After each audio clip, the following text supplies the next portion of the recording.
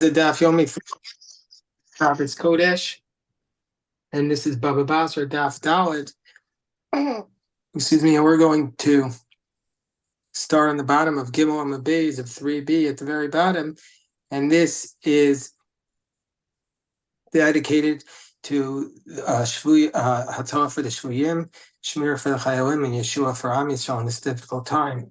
So we're studying the story of King Herod and how he came to rebuild the Beis Hamikdash, and this was advice that was given to him by Bava Basra. So Gemara continues with this story that Herod said, "Amar Man Darish." So basically, Herod was the one who got the throne by knocking off the people who were the Hasmoneans, by killing them. So Herod said, "Man darish mikarav achicha tasimu lecha melech." He said, "Who's the one who said that I'm not eligible to be king because you're only allowed to appoint a king from amongst your brothers, and that is a non-Jew is not allowed to become a king, or a slave cannot become the king of the Jewish people. It's the Rabbanan. The Rabbanan are the one who give this drasha. Kam katlisul kol Rabbanan." He killed all the rabbis. Shavke Bava Basra u'mishkal eitzaminei. He left behind Bava Basra because he went to Bava Basra to give him advice. So Hadarle Kalila the Yaeli. So Herod, but even though he left him alive, he placed around his head a crown of porcupine skin, and it blinded him. What's the reason why it blinded him? Because he knew once he would be blind, that he wouldn't be able to serve in the Sanhedrin. That's the reason. That's the reason why some say he was blinded. So we say Yom Echad Asav Yosef Kameh. One day Herod came and sat down before Bava Basra, and he was pretending to be somebody else. Amar Chazi Mar Hai Avda Bisha Maikavid. So he says, "Come and look what this terrible slave is doing."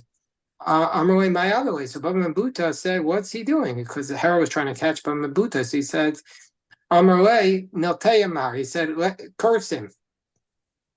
So Amarle Bava Basra said, "No way. Ksiv gam b'mada'acha melech al tekalel. Even in your thoughts, do not curse the king. I'm not going to curse him." Amarle Hi love Melchu, but he said this man is not a king, meaning to say he's not really he doesn't really have a right to the throne. Amarle will have a Asher Ba'alma. So Bava Basra said, even he's not technically speaking a king, he's still just a wealthy man, and it says about a wealthy man, even in your even in your inner bedroom, do not curse the rich. So let's see, he's just the leader of the people. Bava Basra said, I still can't curse him because you're not going to curse the leader. So Herod said, yeah, but that's only if he's acting properly, but he's sinning. And this guy's not doing the right thing, so you're going to curse him. Bava Basra said, well, I'm not going to curse him because I'm afraid of what he'll do to me. So Herod said, he says, there's nobody here that's going to go tell him. Rabbi said, no, I'm still not doing it. I'm like, says the birds can tell him, meaning the walls have ears. I'm not going to tell him anything. So Bava Basra saw that.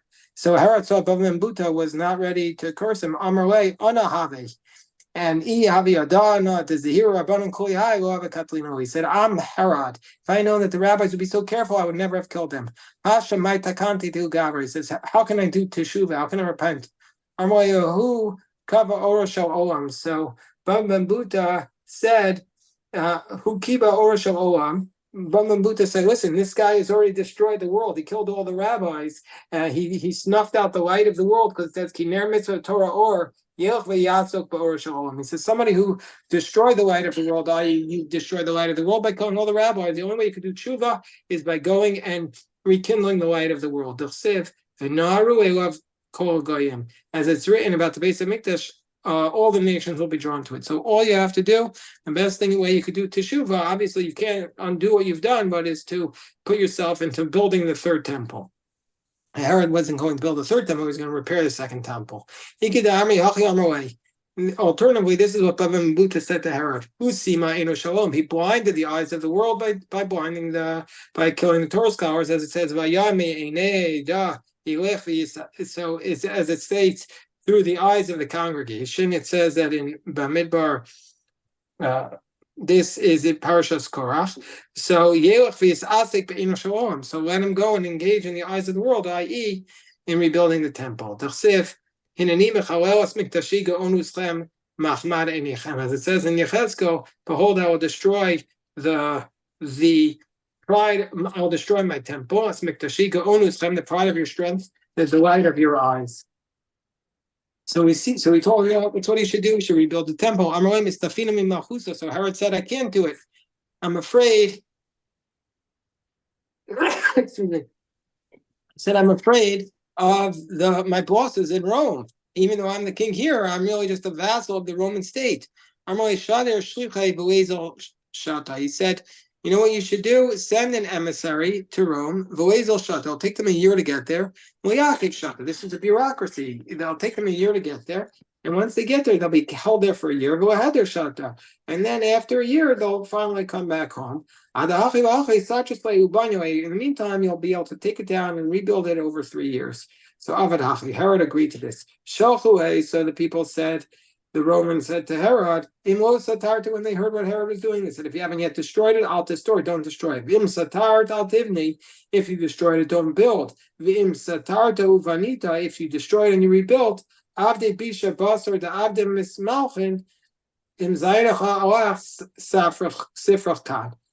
slaves, they only, after they do something, wicked slaves ask permission only after they do something. So if you're proud of what you've done, you have nothing to be proud for, because we know who you are. Your book of Yichus is here, meaning to say, if you think that you're so good because you're better than us, we know who you really are. And so therefore, you're not a Recha, you're not the son of a Recha. You are merely Herod, the slave who made himself free. My Racha, what's a Racha? Malchusa, it's a king. In Latin, the word for king is rex and regis. So this Racha is like a king. It says, Anochi ayom rachu mashuach melch. It says, I am today a tender and anointed king.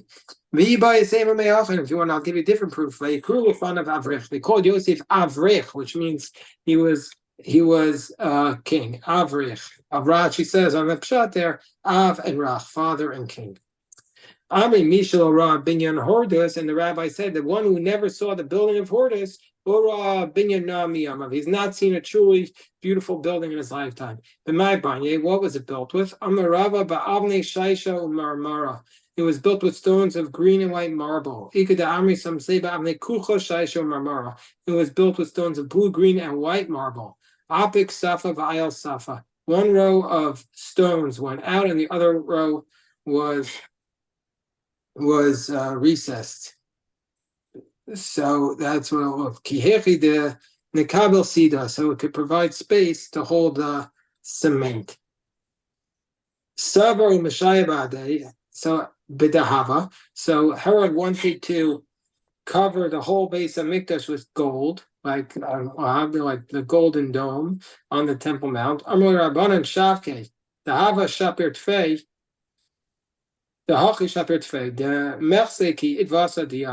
This way is better than gold because it looks like the waves of the sea, and that's even nicer than gold. So now we get back to the point. How did Bava Barbuta give Herod this advice to take it down and rebuild it? Daniel, why was Daniel punished? Because he gave a bad advice. Because he gave advice to Nebuchadnezzar. Shenemar lahen malka malki yishbar lafechatecha b'tzikach pruk v'aviasach b'michan aniyech inteve arko l'shavasech. So which means, O king, let me advise, be agreeable to you and redeem your sins with charity and your sins by giving to the poor. In this way, there will be an extension of your shalva, of your salvation. So Daniel told Nebuchadnezzar, you want to be blessed from God, give charity. Uksiv kolo mita on Nebuchadnezzar malka, and it says all the punishments came on Nebuchadnezzar. Uksiv l'tzas yarchin treyasar, at the end of 12 months. meaning to say, because Nebuchadnezzar listened to Daniel, he only got punished after a year. So, and because Daniel should not have been telling Nebuchadnezzar like the secrets of how to evade the punishment, he himself was punished. So why did Bava Basra give advice to Hortus?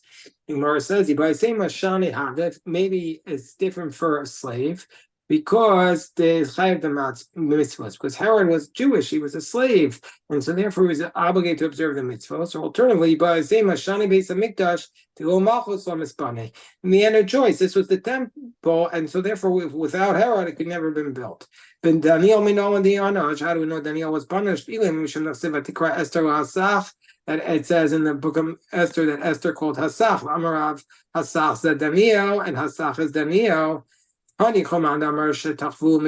this approach is okay, according to one who says that Daniel, why is he called Hassach Shechaschu Migdula? So they cut him down from his greatness. According to the one who says that he's called Hassach because he was the one who gave the everything that happened in the court, it was done by him.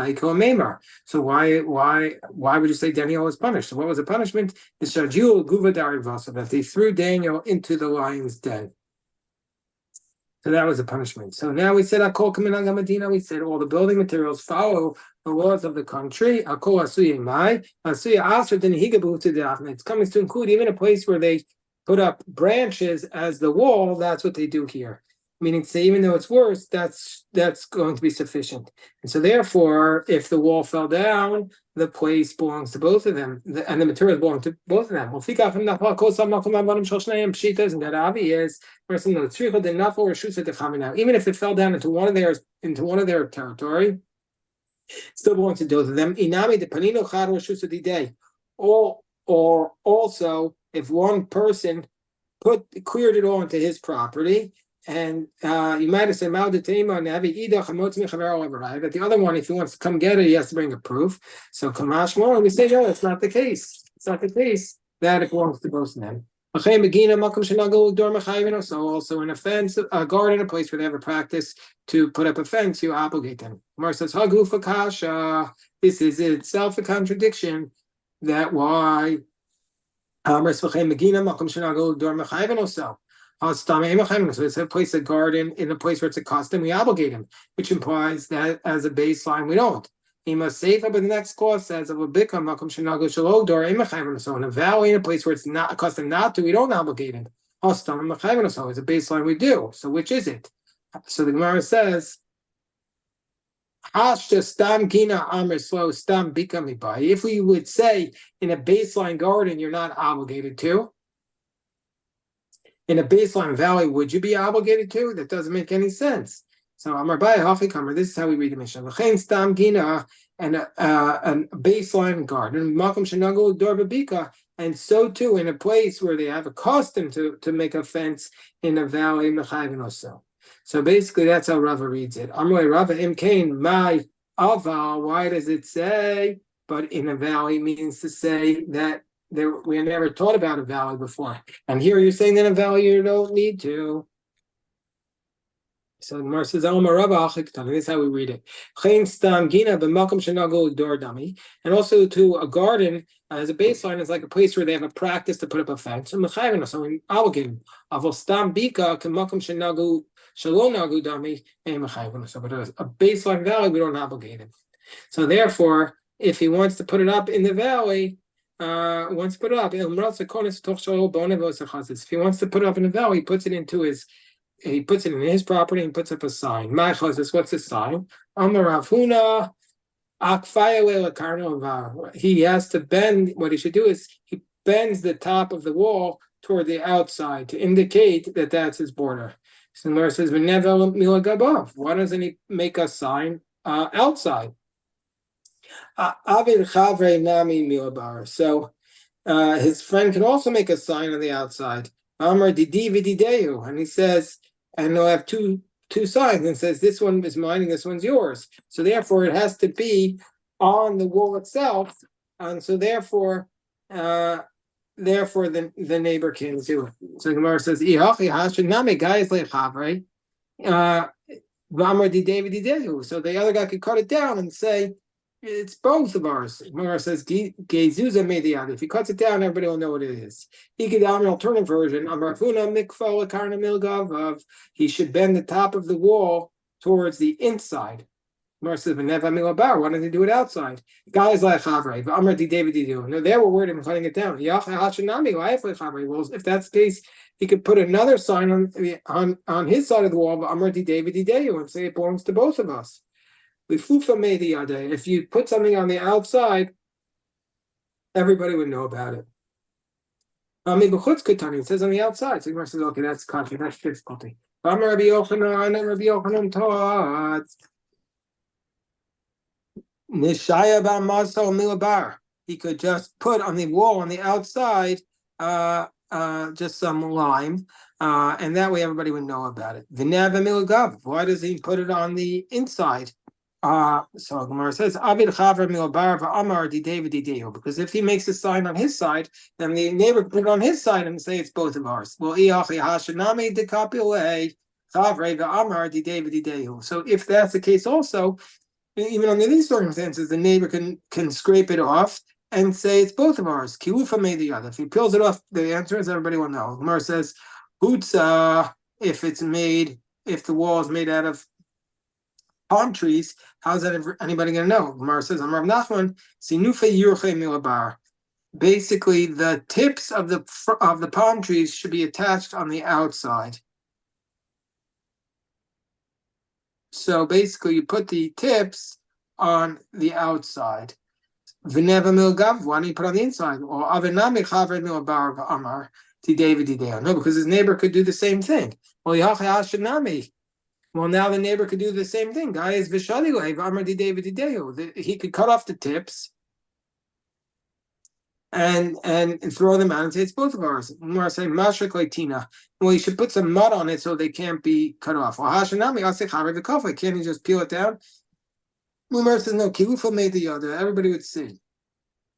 Abai Amar Hutza Waistlight Takanta Abishtara. Abai says no. If you really have a palm tree as palm fronds as your wall, then you have to need a contract. But if they both did it together, then they get to they put up two signs. No,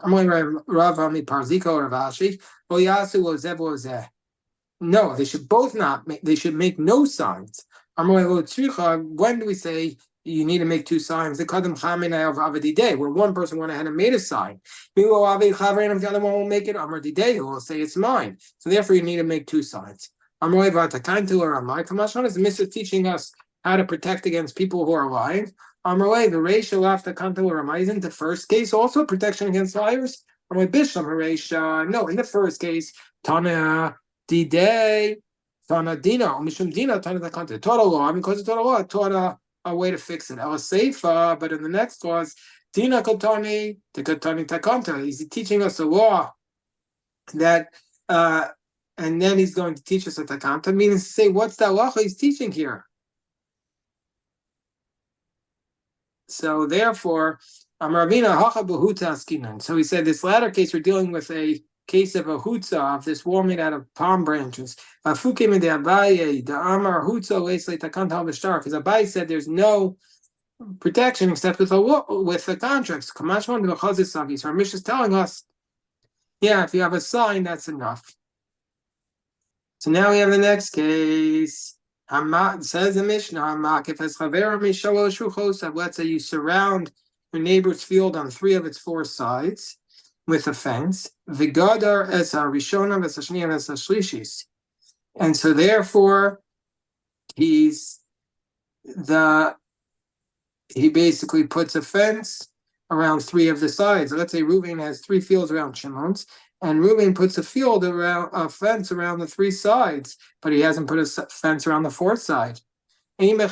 So we don't make Shimon pay for those fences because they don't do anything for him because he doesn't provide him any protection. Rabbi Yossi says, but if we don't sure who the he is, if he comes along and puts up the fence on the fourth side, then we make Shimon pay for all the expenses. Amar Rabbi Yehuda Shmuel Rabbi Yossi the Amar.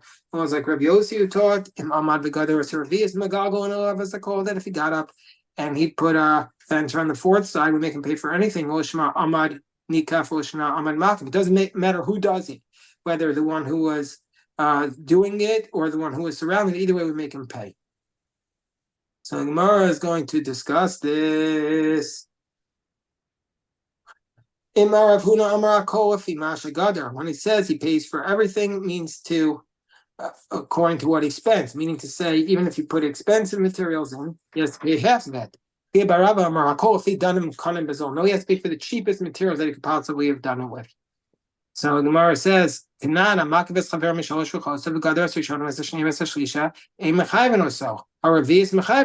the fourth one, we make him pay. Now, Ema Seifa, but in the next clause it says, Rabbi Yossi Amad V'Gadar Service Megagonov, as I call, and you make him pay for everything. Bishlam or Rav Huna makes sense according to Rav Huna, Namar Kofi Mashagadar, or whatever used. Hainudika being Tanakama Rabbi Yossi. That's the difference between Tanakama and Rabbi Yossi. That Tanakama Savra Kofi Darim Konamazolin. Tanakama that he pays the cheapest. Mashagadar, well, but not he doesn't pay the actual expenses. Rabbi Yossi Savra Kofi Mashagadar. And you have to pay for the actual expenses. El Chia Barav. But according to Chia Barav, the Amar Akol, if he done to make Hanam Bazol, it says that everything means the cheapest value. That even according to Rabbi Yossi, only has to pay the cheapest. Ma'ika ben Tanakama Rabbi Yossi. What's the distinction? Either make Hanam Bazol, Kliyavway, Ma'ika Yavway. If he's not giving him even the cheapest amount, what's he giving him? So Gemara says, he buys the same Algar Tira Ika Benayo. Maybe one position is that maybe whether or not he has to pay for the watchman. Tanakama Savar Argon and Tira in the Mekana Mazolo. That Tanakama says he would be liable to pay for the mount to hire a watchman, but not for the materials. Whereas Rabbi Yossi Savar, the Mekana Mazol, no, he has to pay for the cheapest materials. You buy the same, or that's the second possibility is Rishona Shneo Shlishas he given out. It's whether he has to pay for the fences for wall for fences for the other three fences. Tanakama Savar Visu the Ivay of Rishona Shnia Shislo Yahweh. Tanakama says he pays for the first fence, but not for the second, third, and he pays for the first three, but not he pays for the fourth, but not for the first three. Rabbi Yossi Savar Rishona Shnia Shlishis Nami Yahweh. He also pays for according to Rabbi Yossi, he pays for all the fences. Gemara says, by the same fourth approach, Makif and Nikaf, who's the one who's paying? Who's the one who did it is the distinction. The Tanakh is over time and Nikaf, because the guy in the middle is the one who put the fence around. The Magal going all that's called, therefore we make him pay for everything. Makif, but if the one who was making the fence did it, he only pays for the fourth one. Rabbi Yossi Savar, Nikaf, Makif. It doesn't matter which one of them did it. Amad V'Gadar. Once the guy does it, even if the guy who's making the fence did it, Magago and of call them. The other guy has to pay for everything. So the Gemara says, alternatively, Tanakama, that the distinction between them is if who built the fence. Tanakama Savar and Gadar Makif as Ravius. If the guy putting up the fence did the fourth one also, then Nami Yavway. Then he has to pay for all the fences. Rabbi Yossi Savar, Mama Nikaf the Gadar Ravius. If the guy who was being surrounded stood up and fenced in the fourth one, who the Yavway, he has to give for the other fences. The Gali died to the Nichaway because it shows he likes it. Avam Gadar Makif, but if the Makif did it, or Yavway meeting, he doesn't have to give anything. So now we have the incident of Rinya, but we'll stop here. This is the Daf Yomi for Shabbos Kodesh, and we'll stop here, and God will review this on Shabbos Kodesh.